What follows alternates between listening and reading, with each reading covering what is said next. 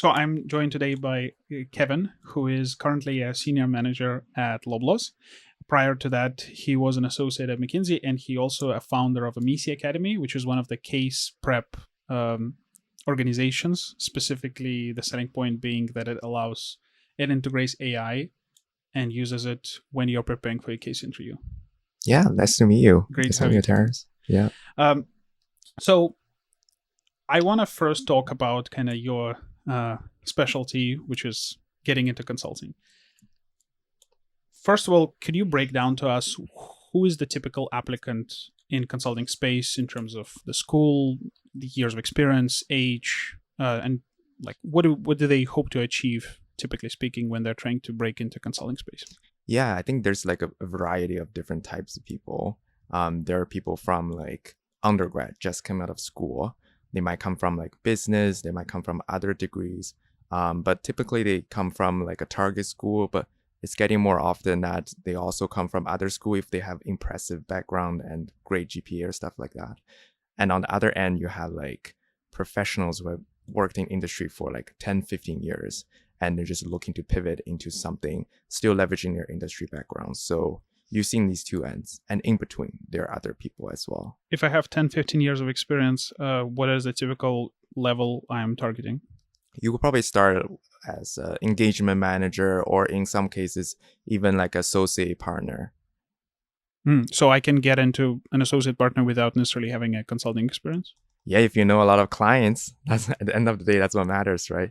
Would and in terms of in Canada schools, what do you most often see being the schools where people get into consulting space? The top 10 you can think about, like U of T, Waterloo, Queens, like all the schools in MBA, already your chance is higher. Like I think Waterloo is especially for engineering because a lot of firms do like engineers. And you once in a while you will have people from like other non-target school. I mean, there's the concept of target school doesn't really matter that much in Canada, but because we're so small here. But I would say it's actually more universally distributed among like the top schools here. But like the schools that are, let's say, not in the top 20 of best ranking schools in Canada, there's not going to be as many students getting into consulting from their spaces. So there is a concept of target school. Yeah, okay. Well, unless you're like I don't You know. mean the margin is high, right? Like there's greater percentage at the top who can get into consulting. Right, exactly. Or if you have some exceptional experiences, like you're like Olympic or championship or something, then I think the world's your oyster, right? You can go anywhere you want. I see surprisingly a lot of people with former sports background who get into consulting. Why do you think that's the case? I think it's a great idea because the resilience that you have through the years of training, and also the fact that you are able to work under extreme pressure. I actually have some colleagues from McKinsey are from that background, and I really enjoy working with them. They have like almost unlimited amount of, power, like mental power through anything that you think it's impossible. Like they can just power through it. And could you break down what are the key interview stages for consulting? I'd say this is like firm specific heavily, like different firms take it very differently, but typically we see it's like 3 stages. One is start with some kind of a resume cover letter screen, although I think cover letter is kind of getting less and less important these days. So to the audience, like if it's not required, you don't need to put a cover letter up. Nobody's going to read it. But the first level screen is there. Then the second level is probably like a phone screen with the HR, just so they know you're a real person, not like a ChatGPT trying to like spam everybody. And then you get interviews from either like an engagement manager or a partner, typically a couple rounds of interview. And last one is offer call. And obviously, the interviews has 2 components: behavioral and case. Yeah. What is the case interview? A case interview is a simulation of a business case packaged in like 25 to 30 minutes. You will start with a business question that a client would actually want you to solve if you're like a real consultant. And then you kind of like give your solution. You talk about, specific steps analysis you would do, and you typically get a little bit of, information exhibits that you can work with. Then you come up with your recommendation where like you give like your solution to that problem the client asks you. Okay. And I also know that basically the way it's structured is that sometimes the case review and behavioral are part of the same interview stage. Yeah. And then you sometimes also concluded by so-called a partner chat where someone senior assesses you in the end. What's the idea behind that? Why would you need that in the end? You mean why there's a behavior Why there's a component? partner chat in the end as Um, like a last stage? I think two-part. One is they want to make sure that it's a vibe check, right? You Mm. work well with the team because partners at the end of the day calls a lot of shots. So they want to make sure you work well with them. And secondly, it's slightly different type of questions that get asked because, engagement managers are very, like, specifically more tactical. Like they ask more questions related to, the day-to-day solving a client problem, but the partners are actually like there to suss out if you have like the client management skills. So it's different type of questions that they ask, and you need both to be a good consultant. Okay. So let's say there are 1,000 people who have applied for a top consulting position. What number of people would typically be rejected at every of the stages that you mentioned? Great question. If I ask you what would be the answer you give, what's the most difficult part? The most difficult part, or the one that people get rejected the most? Yes, great question. Yeah, which one get rejected most? Well, I think definitely on the pre-screening, probably the people who get invited There you go. already. Yeah. It's the diminishing returns, right? And like in Squid Game, with every game, there's less and less people who participate. Exactly. So the funnel is like the top part of the funnel is very wide, but it kind of like narrows down very quickly.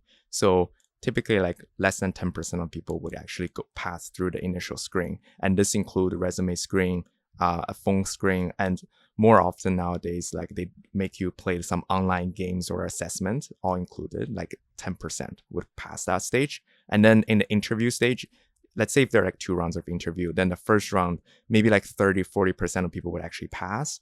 And then the second round is like another 20 to 50% would pass. Because if you can pass the first round, then technically your problem solving skills are great. Like there's no question in that, but maybe you didn't pass the second round because your client management skills are like not as good, or you're just not a vibe that the partners or the team are looking for. But yeah, better number is McKinsey every year, I think they accept less than 1% of the resumes. Mm-hmm. So if you like factoring all those stages, you will probably get to 1% there, but it's a fairly low chance, unfortunately. Do you think this number is relatively consistent across all consulting firms, and where do you see like highs and lows? I think MBB, like McKinsey being BCG, definitely have on the lower end of that number. Just it's like market supply and demand, right? A lot of people want to work for them because of the prestige, the money, all learnings, all great reasons. But they obviously don't have that many positions, so the rate is really low. On the other end, there are like some boutique firms, like in the healthcare space. There are a lot of boutique firms, really great companies, but people don't really know them, or like they require very specific skill sets. So most people don't apply. So the rate is going to be a lot higher, like even like 10%, 20% is possible. So there's a huge range in this industry. So with these 4 stages that you mentioned, I'm very curious to ask, what do you think is the key failure behind every stage? So pre-screening, behavioral part, case part, and partner chat. So with the pre-screening, what do you think is the most common way people fail, and why is this the case in this stage? Yeah, really good question. So the first stage, most people fail because they did not make the resume stand out. Like imagine you're a HR specialist and you have to screen 1,000 resumes today. Like why would I select your resume, not someone else's, right? A lot of times people just like list their experiences, like I worked at this company for 3 years, or I was like in this student group for 2 years. But like, how does it matter? Like, what's the connection between that to what are skills that consulting firms looking for? Like a lot of firms like McKinsey, for example, they post the skills that they're actually looking for on the website, like problem solving, team working, leadership. You just have to make sure your resume really like shouts those skills. With this stage being the highest percentage of people who get rejected, this is the most important part to stand out, right? Yeah. So when you are in the last stage and it's between you and the second candidate, you don't necessarily have to be like absolutely blowing people's mind, because you just need to be better than one more person. Yeah, hopefully at that stage, you already blown everybody's mind. So you make the selection really difficult, right? Right. Yeah. Okay, so the second stage, behavioral, what is the biggest rejection reason here? I think it's that the story you're telling people are not interesting. Like they're like, for lack of a better word, a boring story. Like again, it goes back to there's so many people with really exceptional achievements. Why should they move you forward, not someone else, right? Especially if you're trying to tell a story that is not so connected, going back to the skills. If your story does not actively highlight the skills they're looking for, then you're basically wasting their time. What's your strategy behind making sure that my stories are told in an interesting way? Because for me, to have an interesting story, that's up to me, right? Right. But what is your strategy to make sure that the way I tell them is interesting? Yeah, two parts. One is that you use a framework. I know people like, I don't recommend people following general framework, but actually for storytelling, there's a pretty good framework. You state the problem and you state how important that problem is, and you state what you did, your solution, and then you state your impact. That's like the 4-step method. Following that basically gives you a hook. Star. Yeah, star, or like different people call it differently, but it gives people a hook so they want to like listen to your story, and it gives them like a sense of why this thing is important. You tell them like what's going to happen if it doesn't work, and then your achievement, that's the part where you integrate a lot of the skills that the consulting firms are looking for. And lastly, you kind of like always land on the impact, right? So people know, oh, okay, this is not just like I cleaned the bathroom this morning. Like that's really not a great story to tell. But that's only part one. Part two is that do not wing it. Like you gotta prepare, and you really have to think about this before like walking to that interview. I've coached so many students, and they're like, oh, I spend like 90% of my time practicing cases, but then when I walk in, I completely forgot that there's a fit interview component, and I don't have a great answer. So don't be that. Is the weight of you as a candidate between behavioral and case part roughly equal? I would say yes. Yeah, because like a lot of people can do case right, but telling a really strong and impressive story is a skill that most people don't have, unfortunately. What do you think is the hardest behavioral question to answer? I think my personal least favorite is, yeah, what's your greatest weakness? I hate this question. I like. How would you answer that question? Because it kind of forces me to snitch on myself in terms of what I'm not good at. But at the same time, I want to give a real weakness. I think the best way is to give a weakness that is not that related to the specific job, right? So, for example, if you say, "Oh, I'm not very comfortable talking to people," and you're applying for a sales manager, well, it's probably not a good fit, right? Right. But at the same time, if you're saying, "Well, I am,"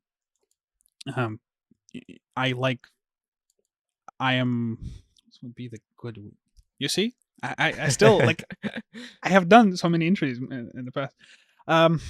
What? Help me out, Kevin. Help me out to come up with a good answer to this question. I think attention to detail is always a good one. As a weakness? Yeah, because you can spin it both way, right? But isn't these companies, especially top consulting firms, they pride themselves on being like perfect, right? Exactly. So that's a good answer, because you're still hitting on this one quality that you need to have, but it's almost like I'm too attention to detailed, because sometimes I would actually spend too much time. But that's not a weakness. That's not a weakness, Kevin. Everything is a weakness if like water is toxic if it's too much, you know. Well, so basically the way you say it is that you have too much. I thought you're saying that you have little attention to details. That's your no. So it has to be, okay, I'm too good at something and it becomes a problem. And then I would dial it back, so you know I become a good team player and efficient and whatever. Yeah. I saw this TikTok where the guy's on the interview and they ask him, "So what do you think is your greatest weakness?" He says, "I'm too honest." I don't think that's a weakness. I don't give a fuck what you think. That's a good one. But it could really be a problem if you're too honest all the time, right? So, yeah. So what would be the good weakness, like a real weakness to have that you think is not that important for consulting world? It's not an advantage. It's still a disadvantage, but it's not that important. That's a really good question. Because I think that's my strategy would be, right? Yeah. So a really good one is I don't really have a lot of the technical skills, right? I've never used Excel before. Or like I don't really know how to make like PowerPoint slides. Mm-hmm. Those things are like, that's basically like part of my answer when I interviewed, because I was like, I never used Excel. I always use R. Because he came with a PhD background, Yeah. right? Like, yeah, if I need to analyze data, it's probably too big of a data set to be even open in Excel anyways. So, and I think the reason you want to use that, first of all, it's authentic to you, to me at least. Mm-hmm. And secondly, it's the skills that are easily like trainable, right? It just takes a couple of days of Excel training and you're good to go. It's nothing fundamental. It does not affect your ability to perform as a consultant. I use some AI integrations when like it comes to like complicated and Excel formulas, and God, it's so helpful. I know. I wish. Yeah, have you tried the new like Google Sheets like AI function? Oh no, but what is it? Does it do? So literally, like you used to have like stitch together a bunch of like equations, and then if you want to do like text formatting or like pull like, I don't know, weather of a certain city or whatever, then like you have to figure out this convoluted way of stitching together a bunch of formulas. But now you can just do equal AI bracket, and then Yes, I have done something like that. I remember now. And well, I think it's a similar point that in the past you have to remember how to integrate them all together, but now you can just explain what is the end goal that you want to achieve, and then it kind of does it for you, right? Yeah, or even just extract. For example, you only want the last name of this like whatever, this long list of names, and you want to convert last name, save it to a column. It used to be like you have to do like split and then select the second from the strings and then save it. Now you just like equals AI. What's the last name? Yes. Yeah. Does it exist on Excel? I don't know. Excel is such a interesting software because depending on which version you use, a lot of the formula might work or might not work. Mm-hmm. The latest Excel actually have Python integrated in it, but most companies that I worked at do not have that. Okay, so stage number 3, Mm-hmm. case interview, your favorite. What is the biggest mistake people make here? I think 2 mistakes. One is that people get really reliant on general frameworks. And that is, especially for if you have practiced for a few, not hundred. And like, what's in general framework, just for context, is for example, like revenue. Revenue equals to, or profit equals to revenue minus cost. No, like making, I will separate, just talk about revenue, talk about cost, or talk about external factors and talk about internal factors. Something. Yeah, like they that, try right? to force fit something, like problem into a framework, like market entry. Then like they think they have to hit every bucket. Like, oh, I want to do some like market research. I want to understand competitors. I want to understand customers, yada, yada. But then if the case is really about what is the regulatory framework that we need to look into, then like, why do you even spend time thinking about all of, like, it's less relevant, and it tells people that you're trying to force fit something into your answer, and that does not help, right? I think one of the good tips that I give to people when I do case interview practice with them is that if your framework applies to any other case, then it's probably not a very good framework, right? Because it's not personalized at all. Yeah, exactly. And the risk of running like a very generic framework is that it actually hinders your thinking, because in a case you only have like 30 minutes to solve it. You shouldn't like go through every bucket exhaustively. You should start with something that's truly important. Do you recommend starting a case with a hypothesis? I do. Yeah, it's always, it should be hypothesis driven, right? Because think about how you're going to deal with a real client case, right? You always like have a day 0 or day 1 answer, and that is your hypothesis. And you arrange a bunch of analysis based on that, right? You don't enter a client engagement with like a 500-page whatever playbook, and hopefully you check every box from that, right? Let's talk a little bit about your background in case coaching. So what have you done in the capacity of you being a consultant? Like, how did you interact with those who are recruiting in the space? And also, what are you been doing so far when it comes to helping people get in? Actually, during my PhD time, I was really involved in consulting, like coaching. So there is this organization called Graduate Management Consulting Association. It's like a student club.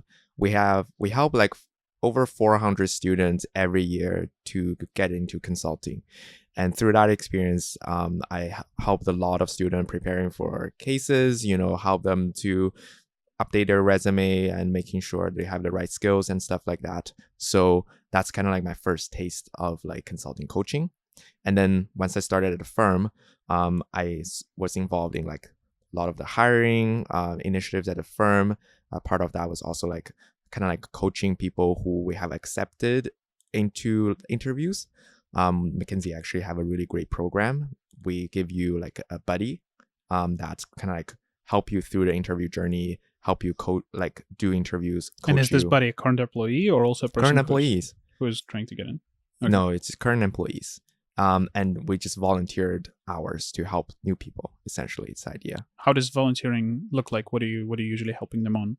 We kind of like walk them through the interview process, and we do a couple of mock cases with them, and then we tell them like these are the things you need to work on if you want to do on interviews, and we follow up with them like, hey, how did the interview go? Do you have any questions? Of course, if you move to the next round, then we will probably do another case or like help you with the fit interview questions as well. Has there any happened with you that a person says or does something when you immediately think, yeah, this person will definitely get in? Yeah. It happened like once or twice. What do they do? I think sometimes it's just like you click with them immediately and you're like, oh my God, you're so smart. Your experience is so exceptional. I can't think of one reason why someone will fail you. Even for exceptional people, do you think there is a matter of luck involved? Even the person was absolutely perfect. Just, someone had a bad day and they just didn't get in. Yeah, exactly. So things can happen. And, but I think that's the value of practice, right? Because on a great day, you will do well, but like sometimes you're kind of like through practice, you're getting better on those like not so great days. So your low bar is very high, higher than the bar that you need to pass. Then that you're like a guaranteed higher. And what are the worst habits I can have when I'm preparing for my case interview? I think other than the thing we talked about before, like you rely on very generic framework, the other thing I've seen a lot is people really just like jump right in. Like, oh my God, I want to get in consulting. There's this case interview thing that I know nothing about. Therefore, let's pick a case book and start doing mock interviews. Why is it bad? Because like you kind of learn all the bad habits along the way. You probably would practice with the peers or you practice yourself, which is not a great idea. Try not to do it. But you don't recommend practicing with your peers? I do recommend practicing with peers, but some people actually practice with themselves. Oh. They're like, okay, I'm going to write down a framework. And I'm going to compare with the answer key. Oh, okay, great. And now I move on to the next case. I've seen some people that come to me for coaching advice do that. Not a great idea. But even with peers, the issue is it's almost like one candidate explained to me like, it's like the blind is leading the blind. Because, they haven't really gone through the cycle. Neither of you know what is the best practice, but you're like reinforcing behaviors. Right? So unless you find like really talented peers, then you're like learning bad habits that it's really hard to correct once it becomes muscle memory. And do you think that's the case that if I do practice with those who are very senior in consulting space, because they are not in the weeds of consulting interview, they actually might give outdated advices? Yes. Do not. I mean, great if you can have a partner to practice with you like 2 times a week. Kudos on that. But they probably can't really help you that much. What's the best level who are currently in consulting to practice with? I think like maybe a year 2 associate or year 2 consultant up to maybe like a senior EM would be the best. So senior EM is like year 5. 5 years. Yeah. Okay. Because like you still have, because 5 years ago, consulting interview is so different. There's no online games. And then some companies still require you to do a written case. Like you wouldn't want advice on a written case if nobody's doing it anymore, right? For someone who haven't worked in consulting, but have done case interviews, what do you think is the biggest difference between a case interview and a real consulting engagement? A case interview is very focused on finding an answer and be able to communicate that under pressure. But a real consultant will have to do a lot more than just that. There's a whole client management piece that is completely, I wouldn't say completely missing, but like it's not a priority. You only have 30 minutes. Like how much management client relationship can you do that, right? So that part is not really evaluated. And a lot of people are really good at doing cases, but you still need the soft skill, the EQ, to be able to like kind of like present in front of client and make them like you. Let's talk a little bit about the tools that I can use when preparing for my case interview. So let's say I have zero budget and I don't want to have a budget when I'm preparing for a case interview. What are the free tools I can use when doing so? Yeah, and in fact, I actually recommend everybody to start with like free tools. One of which is the company website. You'd be surprised like how much resources it put out on their website. Like McKinsey has Mock amazing cases. Yeah, like they have an interview prep site for candidates, right? You get like what are the interviews types that you're gonna get, like the online assessment. They have videos on like how the game works. They have some cases you can practice. They also actually publish all the behavior questions, like the skills that you're being measured against and what are the behavioral questions that are linked to those skills. So start there. It's all free. And on top of that, there are like case books from consulting clubs at various universities, right? Like HBS has really good ones, like catalogs. So those are like basically free at this point. And there are YouTube videos like mock interviews. You hear people. We have one in this channel. Yeah, exactly. Yeah, just watch that. You don't charge anything, right? I assume. Yeah, I know. So yeah. Do you think there is a particular disadvantage that if I'm very much targeting one specific company and I'm preparing for the case interviews that are meant for this company, then I will be unprepared for others? Do you think there's a specific company or companies that have very different case interview process when in comparison to their peers? Yeah, I think there are two parts to this question. One is that, for example, if you're really good at doing interview or led cases, like that's a format like McKinsey uses a lot, then maybe you're less comfortable or familiar with like an interviewee-led case. Like you have to come up with the right question to ask. You have to drive the case forward a lot more. Then maybe like practice that a little bit if you're targeting like other majority of consulting firms. The second question is, if you want to do anything like specific, like if you're interested in IT consulting or healthcare consulting, then the type of questions get asked actually is very different, right? Then there might be like a technology piece. There might be like a written case specifically for like a pharma. Then you need to practice those things specifically. In financial world, I found a lot of take-home assessments where they test your like Excel abilities to create models in addition to like basics of consulting. Yeah, and you need to know those like equations, right? Like I think when I was in an interview and then someone asked me to calculate like NPV, and I was like, what is NPV again? Like, how do I calculate it? Did you get in? No. And what do you think is harder, an interviewee-led case or interviewer-led case? Personally, I find interviewee-led case a little bit harder. Like this is just how my brain is structured, right? So when I'm leading, basically, when I'm interviewing and I'm leading the case, right? Yeah, and then that it's harder because there's so many directions you can go. There is no guarantee that you will always land on the right direction, but you only have so much time. So it's almost like when you kind of like go through iterations, you are also spending the time, and that makes me anxious. I'm always like, oh my God, I'm not hitting the right question. What else should I ask? So, and what would be the best way I can use ChatGPT to prepare for my case interviews? To prepare, not during. Okay, yeah. I was like, probably shouldn't use ChatGPT during. I think the best way, I actually recommend people to do fit interview with ChatGPT. Because with like a voice? If you can have a conversation. Yeah, that's great. You should try it, or even just if you're more comfortable typing it up so that later on you can like revise the answer or whatnot. I would recommend you do that because, ChatGPT is actually a very good therapist.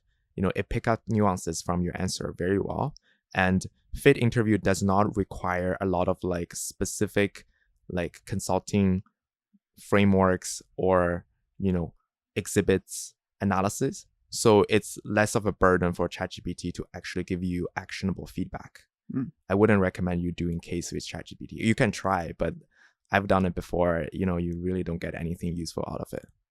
I recently discovered a new way to use ChatGPT in these conversations. So there's this mod where you can, have, you don't necessarily need to type anything. You just have a conversation. And this is if you're trying to learn the basics about anything and just like very curious, like myself, for example, a few weeks ago, I was very interested about learning more about Chinese Revolution of the 20th century. So I just opened ChatGPT and like, hey, could you tell me basics about that? And then she tells me, the basics, and then I ask follow-up questions, and we have a conversation about that. And so by the end of 20-minute conversation, you have all the things you personally want to know. Yeah, exactly.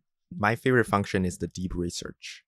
Because then, so what I do is I ask ChatGPT to come up a query for deep research. I don't even write that query myself because it does a better job than me. And then you put that query in the ChatGPT and select deep research, and it generates this beautiful report. Oh. Yeah, and then what you can do is copy paste the report back in your ChatGPT to ask you to fact check everything. Okay, so what about the paid tools? What would be available for the premium user? Well, I'm biased. I have to recommend McKinsey Academy, which is the startup that I co-founded with a friend. And what we do is we give you the opportunity to practice with an AI coach that is completely built in-house to really replicate the consulting interview environment. And, it gives you really actionable feedback, and it lets you to practice 24/7 with like a fraction of the cost of a real, human coach. But we're definitely not the only consulting prep services out there, and we're definitely not the biggest, right? Prep Launch has real human coaches that you can use. Casecoach.com is another resource I find really helpful. They have really good beginner courses, and you can also use their platform to connect with like their coaches. So there are a lot of solutions out there. I assume that being a founder of the platform, you have access to like a big data of the typical recommendations that AI gives to people. What are the key recommendations that they're being provided to? Two common ones. One is you have to be very top down when it comes to communication, especially when you do voice, because automatically people just like goes on, and then there is very little structure. And the second one is, you have to be very, how to say, business acumen, right? You have to be business focused. It's an opportunity for you to showcase that, you know a lot about business. Like even if you're like answering a question about math, about chart, always think about what's the next step. How does this relate to client question? And I find when I review some of our transcripts, like the AI coach always give that kind of response. Yeah, I always recommend to people to, if appropriate, bring up personal stories. Yeah. Maybe a few. I was just doing a case prep help for one of my friends. So the case was about almond market, right? I remember solving this case myself many, many years ago. I definitely brought up the idea that I have nut allergy, right? If you don't, you can still bring up an idea. I remember the time when my grandma would make me almond cakes or something like that. That were just small phrases that I think makes the difference. Yeah, and also like real world events, right? We have this one knowledge of the market. Yeah, one chart that shows like the AstraZeneca's revenue was growing, but also not as fast as Pfizer or I forgot exactly. But then there's a huge dip during COVID, whereas like Pfizer was seeing like jump. And a lot of students would completely ignore the fact that it was during COVID. And they were giving like very like generic comments on, oh, one company has like a steady growth of revenue. The other company saw some like ups and downs. But if you're actually able to like understand it was during COVID and Pfizer has a vaccine, whereas the AstraZeneca's maybe not as, popular, then that is like a level of insight that really makes you stand out. So you just don't just state the numbers, but you also tell us what they mean. Exactly. What are the drawbacks of using AI, or especially exclusively using AI when it comes to preparing for a McKinsey interview? I think the biggest one is that you don't have the pressure. Like it's not as if you're talking to a real person and the pressure is not there. I think it will get you to a proficiency level that you have now the mental capacity to deal with the pressure. Like your casing is great. Now you can be like, okay, I know I'm anxious, I'm stressed. I can spend maybe 10% of my brain power to deal with that. But, during like a AI simulated interview, there's no real person. So you will never be able to fully get that part right. This is why I think it's also helpful to have some real people interaction to help you prepare. And I assume that it's not just about AI. I think any online interview automatically has less pressure Yeah.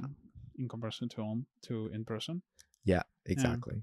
Which I also think this is also why it's useful even when you're reviewing with people, not just prepare with people who are your friends. Yeah. Right, because you can always say, ha ha ha ha, stop, let's stop here for a second. Where in the real interview, you cannot do that. Yeah, and I really don't recommend anybody, even if your practice with a friend, if you're doing an interview, you're doing an interview.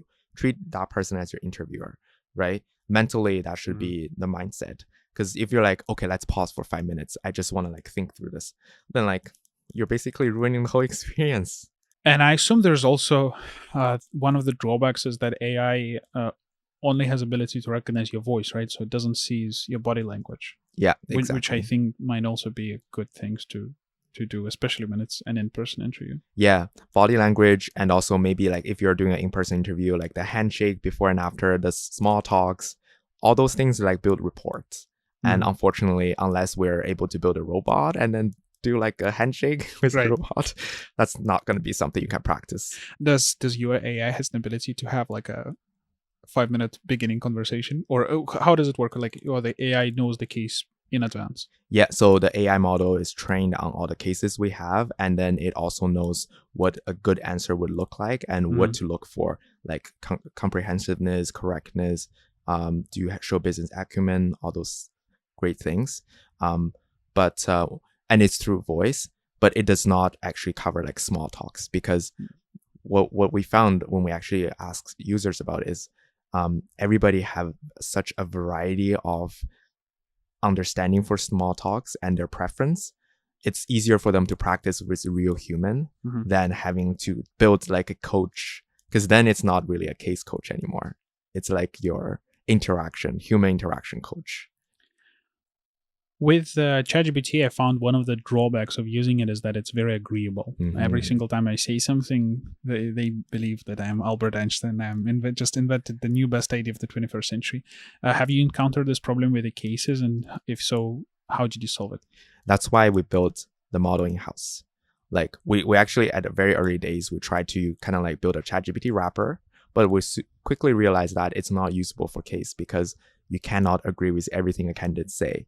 Especially if you're the interviewer, right? You're supposed to give like objective feedback. So that's why we actually we have the LLM fine-tuned to a point that, you know, it tries to ignore the fact that, you know, there is a human component there, that they're supposed to be empathetic and then just like comfort you, because that's not what a real interviewer would do, right? So it tries to be objective, and it tries to follow the rubrics to give you like the most grounded and, you know, independent feedback. One issue that I see with the case industry, the case approach to interviews as a whole, is that it very much relies on you just spending a lot of time in practice. And when person has solved hundreds of cases, they naturally seem like a perfect consultant and perfect fit. But that doesn't necessarily mean that they will have an ability to be one when they get hired. How do you think this? Do you agree with me? And if so, how do you think this system can be improved? I agree with you 100%. Like, you can fake a case interview, especially if you get lucky and the case you practice is very similar to a case you got. Then you might pass an interview, no problem. But the issue with this approach is that, like we discussed, right? Like, it does not really test your ability to perform in front of a client, nor does it really test your ability to work closely with a team. So, but if you can't do those things, like, it doesn't really make you a great consultant. And quickly people are going to realize that you're really hard to work with. Clients are not going to like you, and therefore you're not going to be put on more projects, and you're basically screwed. So, but on the flip side, I think the issue is consulting firms get like hundreds and thousands of resumes every year. Like, there needs to be a system to be able to screen people effectively. Yeah, I think this is the best that we can get. Some firms are moving towards like using like online games and assessments to try to assess like if you can work collaboratively in like a team setting, that kind of thing. When it asks you to pick between the two values, which one aligns with you the most? Yeah, some companies do that. I mean, I think McKinsey has a slightly better system. We ask you to play an online game, and I think it's more comprehensive than doing like a like a psychological behavioral tests. Mm-hmm. Yeah, but my point is it's really hard for you to measure that in a short amount of time. How do you think I can improve? Like, one of the issues that I see as well, especially during in-person interviews, especially for the firms that you have worked very hard to get in, you're very stressed out. Besides just doing more practice, how can I improve my confidence when it comes to a case interview, when it comes to a normal interview? Part of it is actually practice, because the more you practice, the more confident you're going to be that, okay, at least I'm not going to screw it up completely during the interview, because you've seen this movie played like so many times before, right? That's important. And the second one is, instead of like really treating your interviewer as like some kind of a judge, just pretend that they're your colleague, and then you're walking into a client meeting, and then client now asks you this question, like, what are you going to do? Don't you want to like help your buddy out a little bit, right? Mm-hmm. Like, you're playing on the same team. So I think that's the mindset shift. Once you get it, it's almost like, okay, this person is on my side and I'm helping him. So that already takes half of the stress away. I try, when it comes to an interview, I mean, obviously, my advice would be, if you want to improve your confidence during an interview, start a podcast. That really helps out. Yeah, I can see you're very confident. Communication skills. Yeah. And I have done a few of these episodes. Like, one that I have done with the head of my firm, I was very stressed out. But after that, I was never stressed out again. Never. Like, Yeah. every single time was very calm. But I always try to double down on my curiosity. I don't know if it's the correct word, but I actually very interested in solving. Like, I forget that the case is fake. I treat it as if, wow, it's a real problem. Okay, let's actually sit down and solve it. And that helped me a lot, staying away from this basic matrix, because I'm actually thinking that, okay, what would I really do in real life if that was up to me solve this problem? Yeah, and I think the common thread here is that the less you treat it as an interview, the better. Mm-hmm. With curiosity, with like empathy, like you're talking to a real human. So ask about like, how's their day going? Like, have a few minutes of conversation, right? Build some rapport. I think that also helps. Do you know, could you share how many people in total have went through through your business and ended up in consulting? So we recently sent out a survey to our customers. We work with like hundreds of clients at this point. And the ones who have used our service for more than 4 weeks, 60%, more than 60% of them will land a job in consulting. So the thing with an online platform is that you have a lot of people register, but doesn't mean they're like really dedicated users, right? But if they did spend a little bit of time trying out your product, then our success rate is actually really high. Do you know the breakdown on the firms? Yeah. I mean, top tier like MBB, actually we had about a third of those people. And then another third is, your big four, and in some cases like other big IT consulting like Accenture or some other consulting firms. And then you have like a long tail of firms in like specialty industry like healthcare or stuff like that. Could you share maybe one success story that you're particularly proud of from some of your customer? Yeah, absolutely. I think the one story I really like is not just about like, oh, I find a job, because that's kind of like table stake for a coaching business, right? But this is a girl that we coached, and it kind of like changed her like trajectory a little bit. So she was like undergrad marketing with a marketing degree, and she was like from an arts background, but she also wants to do business, and she's really interested in consulting because like she sees this opportunity like a stepping stone for her to get into the business world. But she started with going to like her school's like consulting club and trying to do like group case prep sessions, but she was so hesitant to even start answering some of the questions or engaging with the group, because she was like, I don't know anything about business. I really don't want to embarrass myself in front of these many people. And she heard of us through like one of our intro session we did at U of T. And then She tried the product. She really liked it because you can talk to an AI coach without having being, feel like you're being judged. Mm. Yeah. And she used the So that's product. more introverted friendly environment. Yeah, exactly. Well, it's speaking to the pressure, right? On the other end, it's just a bunch of code and models.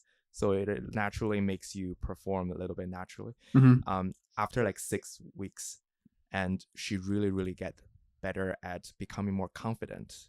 And to a point, she was actually helping her friends out with case coaching. She was giving them advice and telling them what are the things you shouldn't be doing, or things you should be doing. At the end, she landed a job in like a big four firm. Um, but I think the story, the part that resonated with me is that we're not just going to get you a job. We're changing like how you would interact, and we're helping you to build confidence and help you to really be successful in this business world later on. Once in a while, if you don't do case interviews, right? Like, and even if you don't have interviews at all, coffee chats is probably the most comparable like experience to that. And once in a while, you do get coffee chats with people who like are really not interested in talking to you. Yeah. Who you come in and from the first minute you realize that they see you as a complete waste of time. But I recently learned that, like, I just realized that it's such an amazing experience to like try your best to engage them when already they come like with a biased point of view, right? So you have to keep them engaged when they're not interested at all. That's a very good like communication practice. You are doing this well at the same time having a full-time job. What would be your advice to somebody who is looking or starting their own business and at the same time wants to remain working where they are? I think you have to be very diligent. You just have to be prepared to not have like a personal life for a while. Like, I didn't really have time to watch TV for about a year, and you get completely like pop culture illiterate. But that's just a sacrifice you have to take. So be prepared for that. But it's a great journey. I don't regret for even a second doing this. It gives me a lot of like reward. I met so many people like yourself included during the process. And I think it's the way I want to live my life, not just like having a 9-to-5 job and then go home and I don't know what else I can do. But this just gives me a lot of like validation that I can build something from scratch, right? Where do you see this business going in the next few years? I think there are two things we want to do. One, the product is mature. We have the majority of the functionality that people want to use. So it's time to scale it. We want to form partnerships. We want to market it to grow the business that way. And also, there's still a lot of features that our customers are basically emailing us about, like, we really want this built. Can you do it? Like, for example, resume screening or like behavior interviews. Can you just please build them? So there are a lot of features that on our backlog, and we're going to get to them one at a time. A few questions before we conclude. I want to ask about, comparing two of the recent companies that you worked for. So obviously McKinsey being this external consultancy, and then you're now doing strategy for, within a company. Yeah. How does these two experiences compare, and what do you like the most about each of them? Honestly, I like both. They're a very different experience. So McKinsey is obviously like a very high paced, high pressure environment. You work a lot. You also get compensated very well. You learn so much in short amount of time. You meet so many different people. A lot of them are amazing. Most of them are actually really, really good. And you work with top tier companies to solve some of the world's biggest problems. So I really like that. On the flip side, Loblaw is like an opportunity for you to really get deep into the business, right? Because it's one thing to be able to advise clients on issues. It's another thing to actually execute your plan.